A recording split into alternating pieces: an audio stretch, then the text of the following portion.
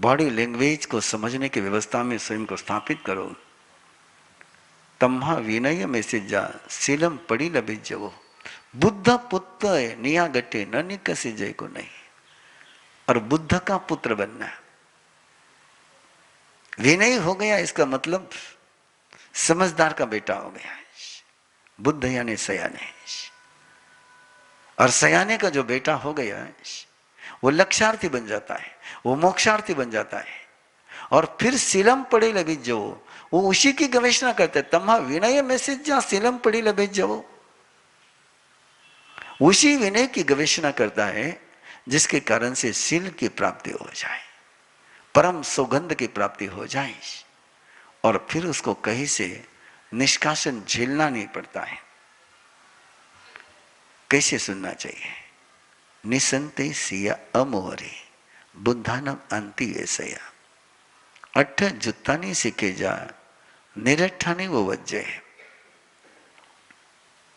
बड़ों के पास बैठे हैं, गुरु चरणों में बैठे हैं, वहां बहुत सारी बातें चलती है, बहुत सारे विषय चलते हैं, लेकिन उसमें से जितना स्वयं का जरूरी है उतना सुनना।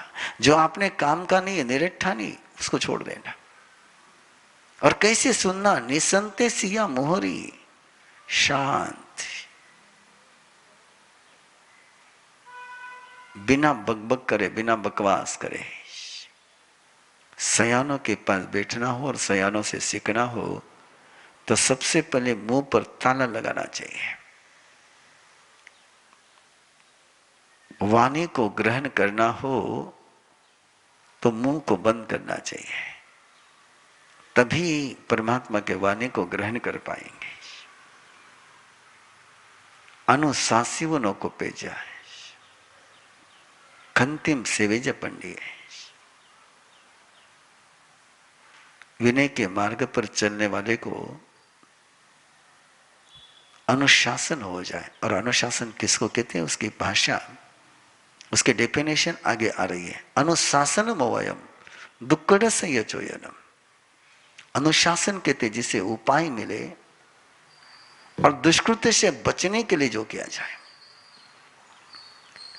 इष्ट की प्राप्ति का उपाय जिसमें हो और अनिष्ट से बचने का रास्ता जिसमें हो, उसको अनुशासन कहते हैं। अनिष्ट का निवारण हो और इष्ट की प्राप्ति हो, उसको अनुशासन कहते हैं। और ऐसा अनुशासन कई बार अंदर में इरिटेट कर जाता है, चिड़चिड़ हो जाती है, और वो चिड़चिड़ करने के लिए परमात्मा मना कर रहे हैं। अनुशासी होने को पेचा। अनुशासन कहीं ना कहीं अंदर में चिड़चिड़ निर्माण करता है, अनइजीनेस लाता है। लगता है क्यों, किस लिए, क्यों करे ऐसा? जब दूसरे भी बिना करे जी सकते तो मैं क्यों नहीं जी सकता हूं? ये चिड़चिड़ अंदर में न हो। खंतिम सेवेज पंडिय, उस समय ध्यान में रखिए शब्दों को। खंतिम सेवेज पंडिय, क्षमा को धारण करे, शांति को सेवन करे, शांति का आचरण करे। किस समय? जिस समय अपने पर कोई अनुशासन करे और अंदर में चिड़चिड़ होने लग जाए, तो उस अनुशासन के प्रति स्वयं के मन में अहोभाव को जागरण करना, आदर भाव को जागरण करना है। और किस भाव में ले जाना उसको तो आगे आएगा, लेकिन इस समय यहां समझना हो तो पुत्तों में भाई नायती साहू कल्याण मन नहीं। उस अनुशासन में कल्याण की अनुभूति करना, आनंद की अनुभूति करना है, इसको कहते हैं खंतिम सेवेज पंडिय। और ये अनुभूति करनी हो, कल्याण की अनुभूति करनी हो, तो उसका एक छोटा सा मंत्र दिया परमात्मा ने। खुड्डेम सा संसंगेम हसम किड़म चवज्जय। ओछे लोगों का संपर्क नहीं करना है, जिनका जीवन ओछा है, जिनकी भाषा ओछी है, जिनका सोच ओछा है, क्षुद्र जिनका चिंतन है, नेरो माइंडेड जो है, ऐसे लोगों के संसर्ग से बचो। जिसको कोरोना कोविड हुआ हो, उससे जैसे सोशल डिस्टेंसिंग रखनी होती है, वैसे इन क्षुद्र लोगों के सोबत से बचो। ये ओछापन केवल संसर्ग से आ जाता है। वहां मोहब्बत भी करने की जरूरत नहीं है, वहां आदर भी करने की जरूरत नहीं है, वहां समर्पण भी करने की जरूरत नहीं है। नाटककार वसंत कानेटकर ने एक बहुत अच्छा वाक्य लिखा हुआ था, फुलाचा सुगंध घ्यायचा असेल तर फुलाला सुंघावं लागतं, फुलाचा सुगंध घ्यायचा असेल तर फुलाला सुंघावं लागतं, लेकिन घाणेरड्या नाल्याचा वास घेण्याकरता त्या नाल्याच्या जवळ जाण्याची आवश्यकता नसते, झोका दुरूनच येत असतो। ऐसे ये ओछे लोगों के लिए प्यार करने की जरूरत नहीं, उनके ओछापन, उनके संसर्ग में, उनके परिसर में गए कि उसका असर हो ही जाता है। इसलिए ओछों से बचिए। खुड्डेहिम सत्संगम हासम कीड़म चबत जाए, उनके साथ हंसी मजाक करना, उनके साथ क्रीड़ा करना, इससे स्वयं को बचाना चाहिए। माया चंडालियम का सी बहुयम माया लवे, काले नहीं अहे जेता तवो जाए जय गो। प्रचंड काम, चंडता नहीं होनी चाहिए। चंड, चंडालियम, दो शब्द है, चंड और आलिक। एक्साइटमेंट में, उत्तेजना में, आवेश में कुछ नहीं करना है और झूठ कुछ नहीं करना है। माया चंडालियम का सी बहुयम माया लवे, ज्यादा नहीं बोलना, 90 तुले शब्दों में बात करनी।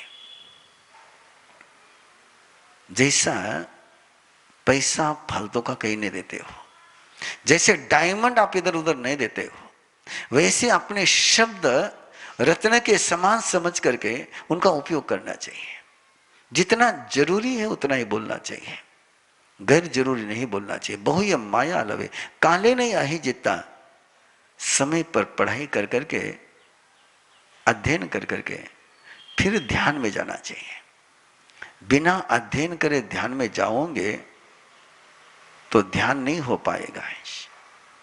स्वाध्याय कर करके ही ध्यान में जाना होता है। स्वाध्याय जितना गहरा होगा उतना ध्यान पावन होगा, स्वाध्याय जितना कमजोर होगा उतना ध्यान भटकेगा।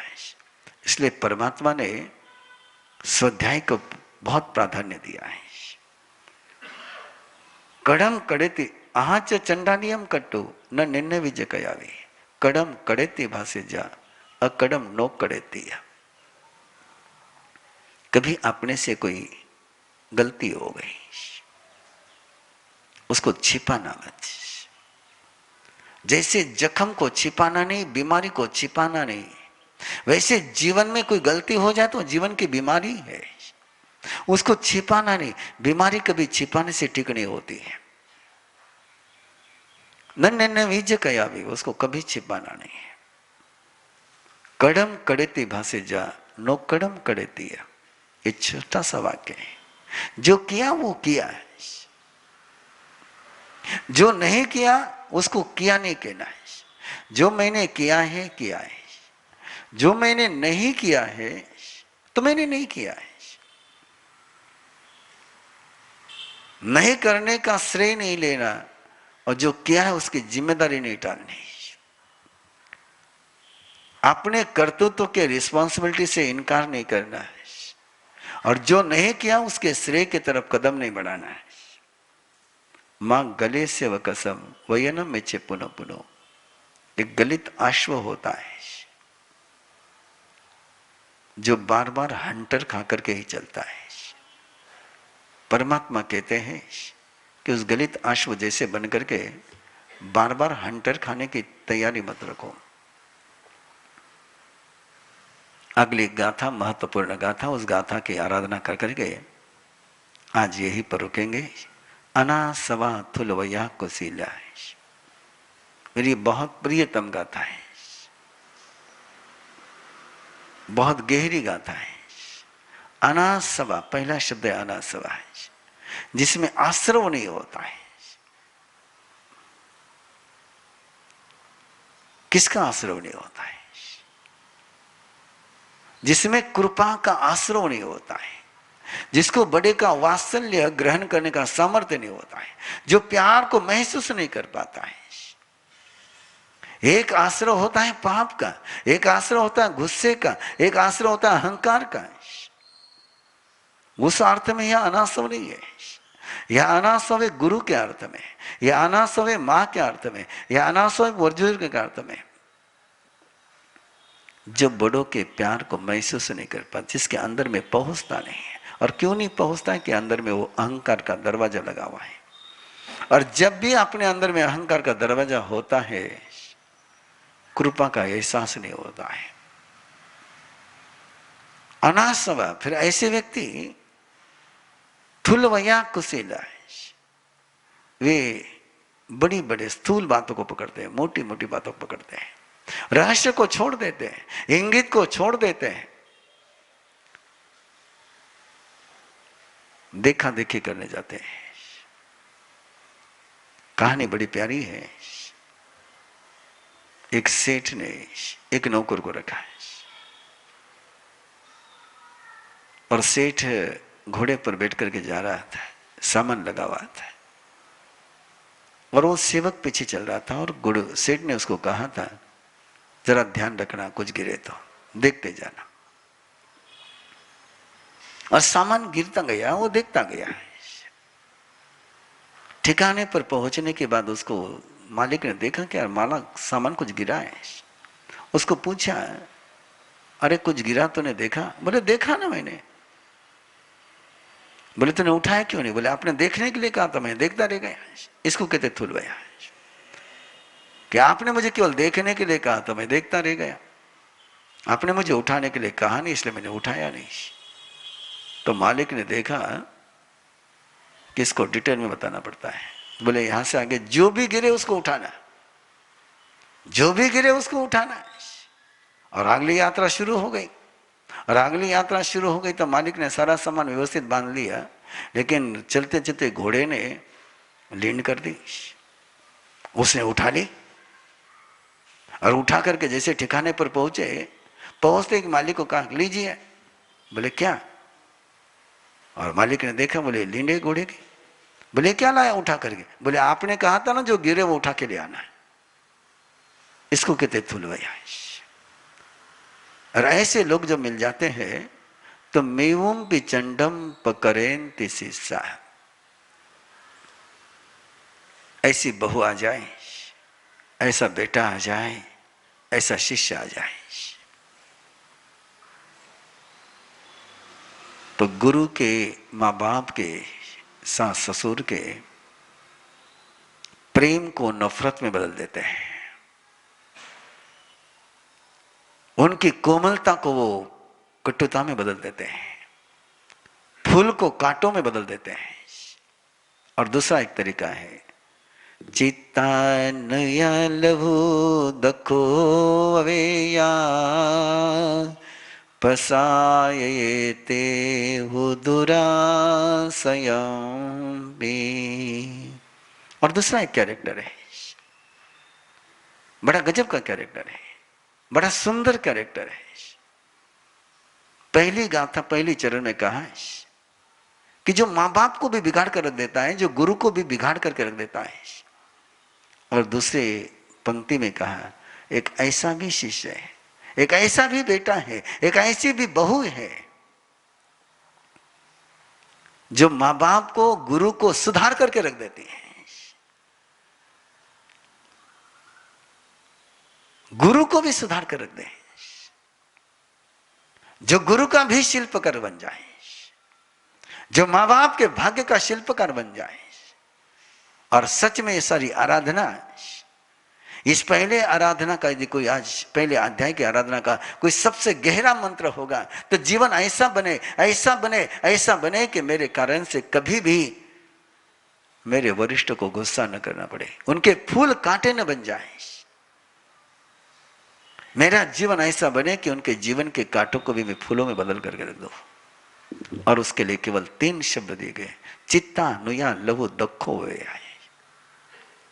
चित्तानुया, जिसका चित अपने वरिष्ठों के चित्त का अनुगमन करे, उनके भावों का अनुगमन करे। लघु, जो छोटा बन करके जिए, लघु बन करके जिए। और दक्ष, सजग, अलर्ट, अवेयर, सावधान, ये 3 कलाएं जिसके पास होती है, चित्ता नुया लो दुखो वेया पसाये ते वो दुरासयम थी, वे क्रोधी गुरु को भी प्रसन्न बना देते हैं, वे दुरास्पद को भी प्रशांत बना देते हैं, वे दुर्गम को भी सुगम बना देते हैं। आगम का कहानी का केवल जिक्र कर करके पंथक की कहानी जाती है शैलक राजर्षि की। शैलक राजर्षि की पूरी कहानी नहीं गई, बहुत बार दोहराई मैंने उसको। जिसके तन के इलाज करते करते जिसका मन बीमार हो गया था, जिसने अपने संयम साधना का पूरा बाजार मान दिया था, जो भोगों में और सुविधा में आसक्त हो गया था, लेकिन एक शिष्य उसके पास पंथक, जिसने गुरु की ऐसी सेवा करी, ऐसी भक्ति करी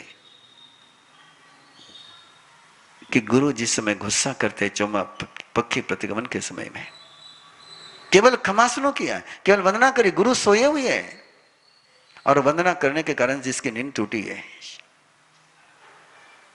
और गुरु गुस्सा कर रहे हैं। और उस समय भी शिष्य केवल इतना ही बोलता कि गुरुदेव, मेरी वंदन करने के कारण से, मेरे स्पर्श करने के कारण से आपको क्लेश हुआ है तो मैं क्षमा चाहता हूं, मैं प्रतिक्रमण कर रहा हूं। कोई उलाहना नहीं था, कोई उपालंब नहीं था, लेकिन शैलक राजर्षि को इन भावों ने असंयम से, भोग से मुक्त कर करके संयम की साधना पर लेकर के आया है।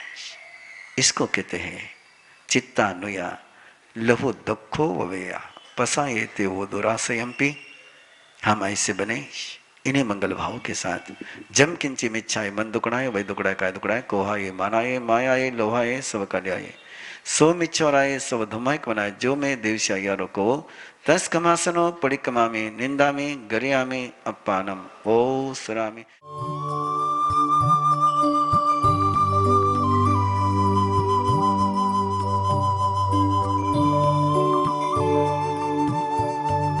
इस कार्यक्रम के पुण्यार्जक हैं श्री दीपचंद जी, श्री सुनील जी, श्री सुजीत जी, श्री सूरज जी पारक, पूना दाल एंड बेसन मिल्स पुणे।